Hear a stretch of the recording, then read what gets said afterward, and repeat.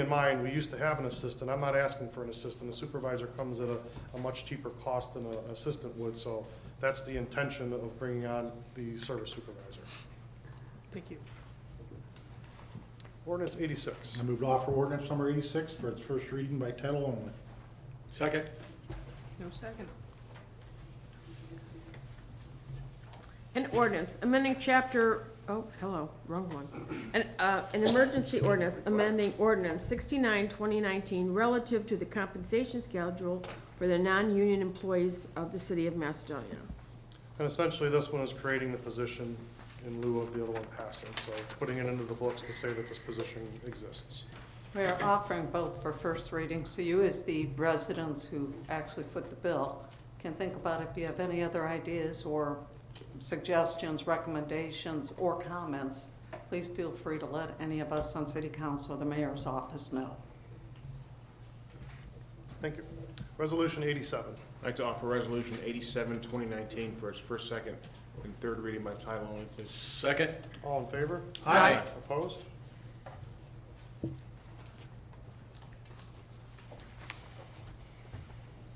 A resolution confirming the appointment by the mayor of John Potkalitsky to Macedonia Civil Service Commission. And what is your pleasure? I move we pass and post Resolution 87, 2019 according to law. Second. All in favor? Aye. Opposed? And just to piggyback on that, we did put it out to the public. We didn't have any interest in it.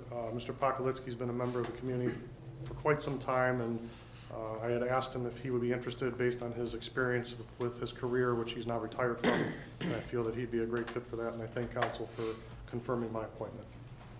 Are there any other motions or legislative actions? Mr. Mayor, I'd like to add ordinance resolution number 88, 2019 to the agenda. Second. All in favor? Aye. Opposed?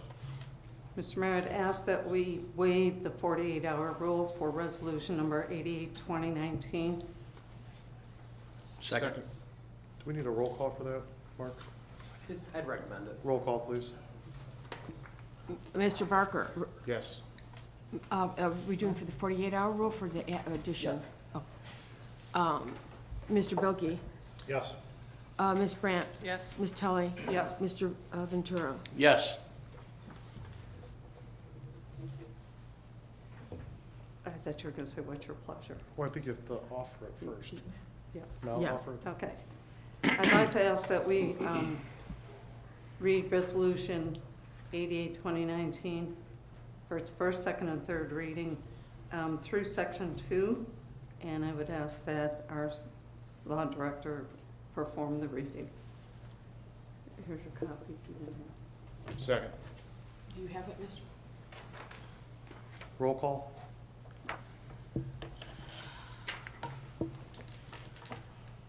Mr. Barker, Yes. Mr. Bilkey, Yes. Ms. Brandt, Yes. Ms. Tully, Yes. and Mr. Ventura. Yes. The resolution of public censure as to councilperson Kevin Bilkey. Now therefore be it resolved by council of the city of Macedonia, county of Summit, and state of Ohio, that Kevin Bilkey, a member of Macedonia City Council, is hereby censured and reprimanded by a majority of the remaining members of council for his conduct which has detrimentally impacted council as a whole, as well as the city of Macedonia and its residents, and which constitutes gross misconduct as contemplated by section 4.13A of the City of Macedonia Charter. Section 2, that Kevin Bilkey as excuse me, as further reprimand for such gross misconduct is hereby penalized as follows. Mr. Bilkey is hereby suspended from one regularly scheduled council meeting, which suspension is to be served on October 10th, 2019, at which time Mr. Bilkey shall continue to have a seat on council, but shall have no vote or otherwise participate in council's deliberations. Mr. Bilkey's pay received as a member of council is hereby suspended for a 1-month period, effective the month of October 2019. Mr. Bilkey is hereby removed from his position as chairman of the Finance Committee and removed as a member of that committee. And Mr. Bilkey is hereby stripped of any seniority earned during his term of office, which began in January 2016. Mr. Mayor, I'd ask that we pass and post according to law. resolution number 88, 2019, please. Second. Roll call. I'm sorry, there were two on that. I need who wants a second on it? Pardon me? I heard them both at the same time. Shane was probably first.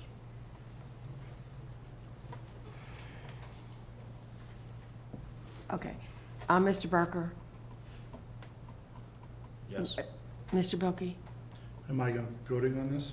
No, you cannot, he does not vote. Yeah, you actually will not, yeah.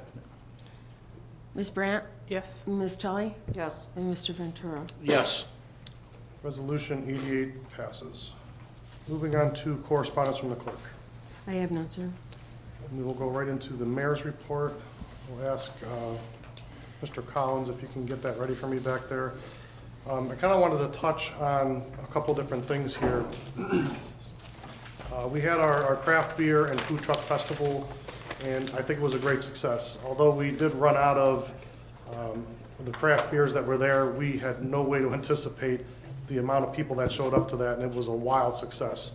This is something that the Director of Parks and Rec, Mrs. Manley, and I have talked about. You know, we worked to our strengths, and we realized that that was a very popular event, and that's something that we were gonna build on our successes. So moving forward, and I'm sure I'm stealing a little bit of what you want to talk about, but I wanted to just at least touch on it to say, we recognize that that was something that worked very, very well for us, and we hope to have more of those. So that's something that we're gonna build on moving forward. I want to take a minute today also, I always at the end of my report say don't drive distracted. Today I'm going to give you a little more. So I came across this post on Facebook and it said, don't drive distracted. And the post simply said this, and if we can see the picture, and I hope we can get that on the video for the folks at home to see, it's very simple. She still had a phone in her hand. One text message ended 3 lives. Show that to your kids. When you're driving your car and someone calls you or texts you and you take your eyes off of the road, that's what can happen to you. And if that's not impactful and it doesn't make you think about picking up that phone while you're in your vehicle, I don't know what will. And we see it all the time. The chief can attest to it. You know, it's just a very, very dangerous thing that cost 3 innocent lives to see a text message that did not matter. So if you ever think about using that phone while in your car, I hope you can take a look at that picture and think twice about it. I had an individual come up to me and say, I actually thought about it because you said that. And I got a text message and I did not read it. And if I got one person to at least think about it, I've done my job. That's something that's near and dear to my heart. I've been on the road where my family was in the vehicle traveling down the highway at 65 miles an hour, and a car merged into my lane, and I looked over and there was a lady on her phone, and I was laying on the horn in the berm, and she looked over and went. All I could think about was my wife and my 2 kids. I didn't even think about myself, I thought about my family. Because something as stupid as a phone can cause that. So please, think about it when that phone rings or that text message dings and you're driving your vehicle. It's not worth it. Moving on to committee reports. Parks and Rec Committee, next meeting is Wednesday, October 16th at 6 PM. We haven't had anything new come up since then. That's it. Safety Committee met on Monday, and we got a chance to speak with the police and fire departments directly, and got some more information and better educated on their lifestyle and what is needed over a period of time. And the Finance Committee met, and we went over a lot of what is going to be on next year's budget. Looks like we're on track. And I think the next meeting is scheduled for October 8th. For the Cemetery Committee, I am not officially on the board because this is Macedonia's year off. But because I've been on a lot of years, they always come to me with updates. I know I talked about the fence. I want to make sure everyone's aware. There was a very large dead oak tree that was removed. They've also begun pushing back the tree line on the north boundary. That's going to help them assist in growing grass around the graves. There is not a sprinkler system in that cemetery. And if you look at drone grass, you know, the trees are taking the water and the grass is going brown early this year. So they are trying to do what they can for it in resodding and reseeding where possible, and then water as available. Thank you. Thank you. Moving on to department reports. Director Nanavich. Thank you, Mayor. With October starting next week, we're thinking fall, so we're already in it, so that means the leaves will be falling. Our leaf collection tentatively right now is scheduled to start October 28th, which is on a Monday. Subject to change depending on how the leaves fall, of course, but it's just the date that we put out there to start. We're already receiving phone calls now asking if we're coming around, because some leaves have started to fall already, but not enough to warrant sending out the machines. This year, we are going to try a different process, discussing with the mayor that we're going to break the city into zones. Right now, we're looking at 4 zones with the 4 machines that we have. First zone being south end of town, all developments south of 82, and then breaking up the north end of town into 2 separate zones, and then our zones, or our main roads would be the 4th zone. Fingers crossed our machines keep running, which they will break down, but hopefully we can keep them going because we are going to have extra parts for them on hand just in case. We'll be able to get through the areas at a quicker speed than usual, instead of sending a truck all around town trying to collect everything that they can. So hopefully this will keep better track of us being on top of things. We're going to be working with our new IT director to get that information on the website and social media as well, to change the way that the activity list comes to everybody, see how the streets are getting checked off as we complete them as well. That's all I have. And just to add to that, we're gonna have the zones that he's talking about. We're gonna try and give dates for those, as difficult as it is. Every year we run into this problem, the leaves start falling, they get going, and then it snows. So it's always an issue. And oddly enough, I talked to some other mayors actually this week about it, and everyone experiences the same thing. So I can only ask for patience. They're gonna try and get there as fast as they can. We have 4 machines we're gonna run. Every year, something hits those machines and destroys them. You can't put anything in those piles of leaves but leaves, no branches, no sticks. We've had bricks, we've had pieces of metal. It blows the machine up, and those things are not cheap. So I would ask to make sure you do that, and you do not put anything in there but leaves, so we don't blow up our machines. It'd be much appreciated. Mr. Gelati. Sure, thanks, Mayor. Paving on Valley View Road was completed yesterday, so that's all 10 roads for this year are finished paving. Crack seal work for the season also is completed. 19 roads were crack sealed, and with the passage of the legislation here tonight, we have 21 roads scheduled now to be restriped this fall. End of report. I ask you a couple of questions. We had this come through, and I'm sorry to put you on the spot, but we had Counselor Ventura. There was something that came through about, their road, and they were upset about, it needing paved. And we still have that list, and we're gonna get that back together and see where we stand. But that road, when I looked at it, was still a little ways down. Moving forward, obviously, we're gonna put together our road list for 2020 when this year's complete, and we actually get the costs and see kind of where we landed, because a lot of times they're under, most of the time, 90% of the time, they're under cost. So that adds to what we can do in the next calendar year. So once we have those numbers, we can start to establish what our abilities are.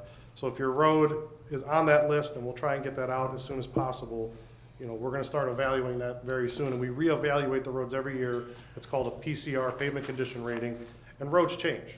Some deteriorate more quickly than others. There's mixed designs and all kinds of things that play into that.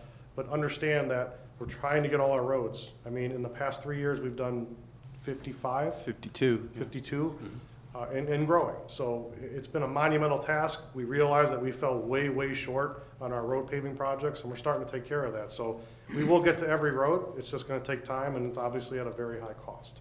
Since you as the resident are the one that is funding that with the taxes that you approved, during our budget meeting the other night, I asked the mayor, normally we give a state of the city, if he could put together a state of the road so you can see what roads have been done, what roads in what areas are on the list, in what priority order, and so that you have some data information to see where your tax dollars really are working.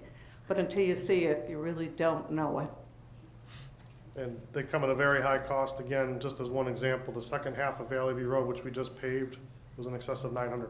Well, So according to the sign, I think it was 800 or something. I round up. That was always tough. That's kinda The what- state put a sign out, I think. So 898, whatever it was, roughly $900,000. So you can imagine, it's very difficult to do it, and even with the levy that we passed, we knew we couldn't fund all the roads, but we're gonna do the best with what we have, so. Anything else you'd like, I'm sorry. anything else you wanna add to that? No, so we're getting white lines on the highway.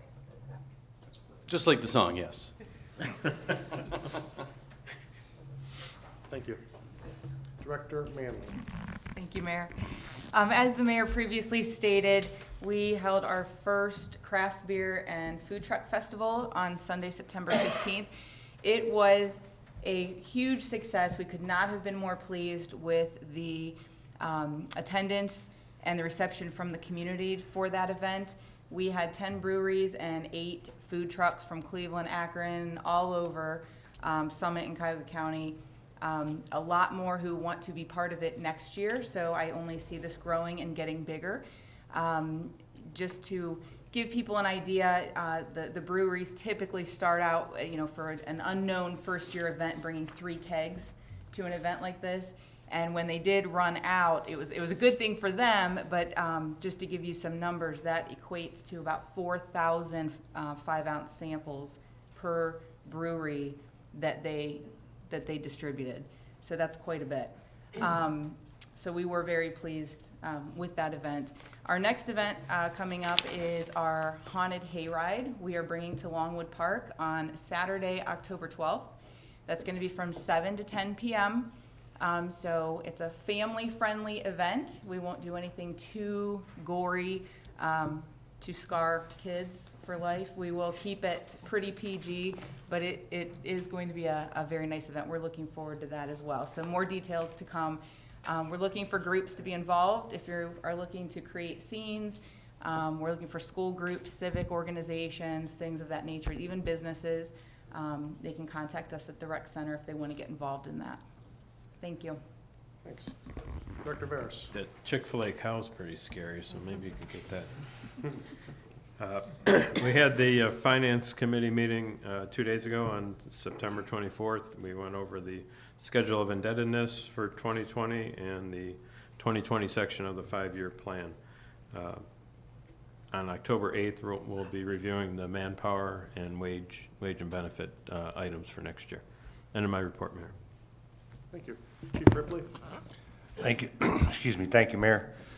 The last 2 weeks on Tuesday, we trained with Northfield Village Fire Department at Cuyahoga Community College's Western Campus, and it was 8 hours of live fire training cooperation. We took our equipment out, and it was very worthwhile training with the village. We fight fire with them all the time, and it excuse me, helps with our ISO rating. It's one of their requirements, so that's good. Safety Day, October 5th at Home Depot. I believe the service department's gonna be there, the police department's gonna be there, we're gonna be there. It's also gonna kind of be a touch of truck, and kids always love it. Our safety trailer, as long as we can get staffing, is gonna be there. It'll be his first public event, even though it will not be decaled. We've had contact with NURSD about the homes they purchased on North Bedford. They're going to let us train in them. They wanted us to burn them, but there's some logistics, we won't be able to. But you should see fire apparatus around there in the next couple months where we're training, cutting, destroying houses. So when we have to, we're more efficient at it. And then also, during our next council meeting, it's going to be Fire Prevention Week. So I just want to everybody keep that in mind, and there's something planned for that night for council, and you'll be getting an email about that shortly. Chief, what was the time on the safety day? I don't think you mentioned the time for that, October 5th. 10 to 1. 10 to 1. Thank you. Chief Golden. Thank you, Mayor. I just want to mention continuation of what Director Nadavich had said about the leaves. Do not put them in the ditch. Do not put them in the street. If you put them in the ditch, we get some rain, it's going to flow down, plug the drains and all that. That causes problems for the service department. So no leaves in the ditch, no leaves in the street.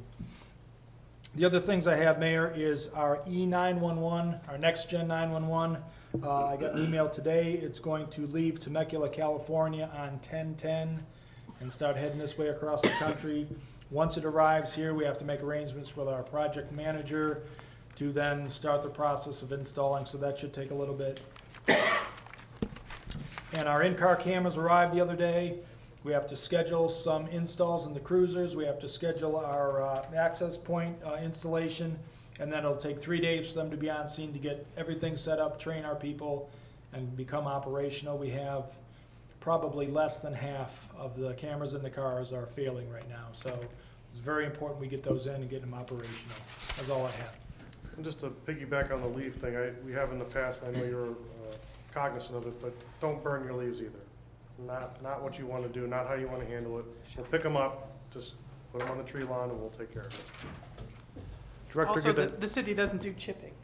Don't put your branches out. You can Yes. put them in your trash, but the city is not gonna come pick your branches up. The drop off. Oh, they have drop-off open? Drop off at 9,000, yeah. What times and days? Monday through Friday, we say 8 to 3:30.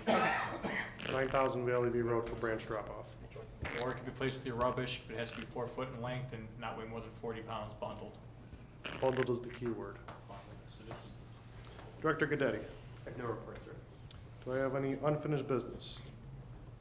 Any new business? I just have a quick question. You know, we have 2 bridges, and we put in a quiet zone. But I still hear the trains blowing their horns.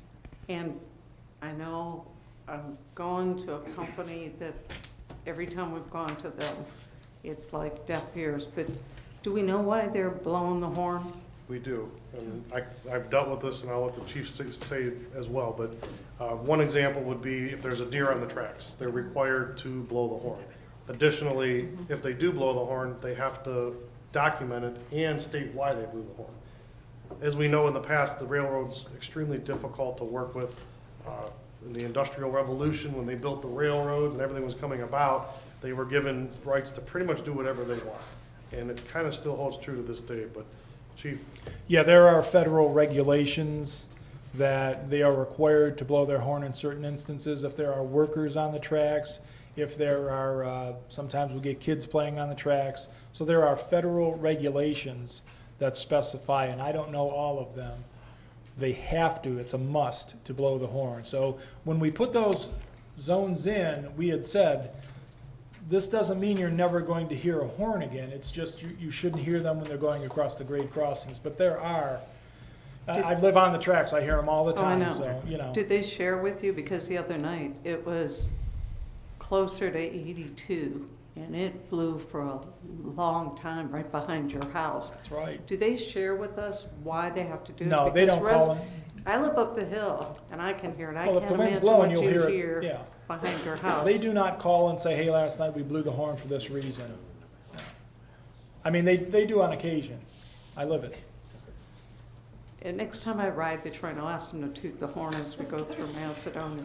Well, the one time, one of the engineers was playing a musical thing on there to amuse the guys that were working on the tracks, and we got a call that the engineer was poking fun at the residents by playing that tune. It's like, I wasn't sure if they had to do it because of the yard, no, the yard is but they weren't even closed. close to the yard. The yard They is were closed. Still south of you.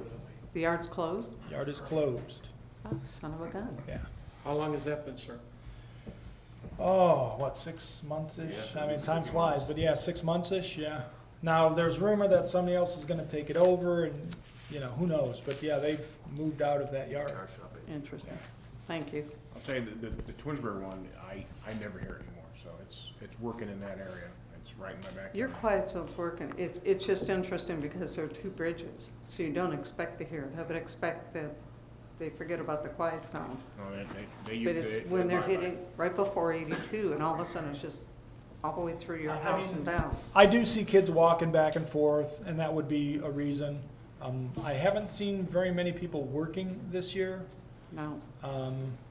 But if anybody is on the tracks, they will definitely blow it. It's a federal regulation. But this was at night, so. Well, there's a lot of deer that cross Yeah. at least through South Bedford. You know, they go through the woods over there. I thought they were all in my backyard. No, there's a lot more. I've got like They 10 have I got cousins 10 of down in them that South show up all the Macedonia. time. I love deer. Don't take that wrong, so. Until they eat your bushes. That's not fun. Any other new business?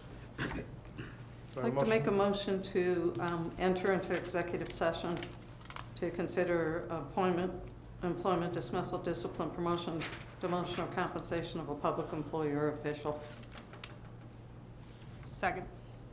Roll call? Whoa.